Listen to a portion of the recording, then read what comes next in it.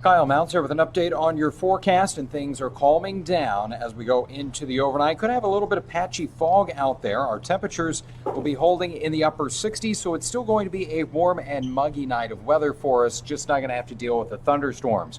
On Wednesday, we'll have partly sunny to mostly cloudy skies.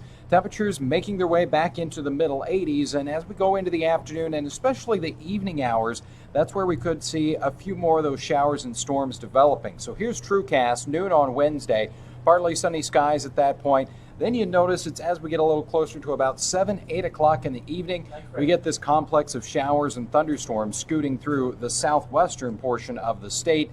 Those should pretty quickly fall apart as they slide to the southeast. There is a marginal risk or an isolated severe weather threat as we go into our Wednesday evening that some of those storms could have some gusty winds, possibly some hail in them.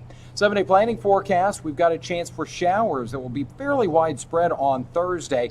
That does come in with some less humid and cooler air. Highs are around 80 degrees, not only for the end of the week, but the upcoming weekend.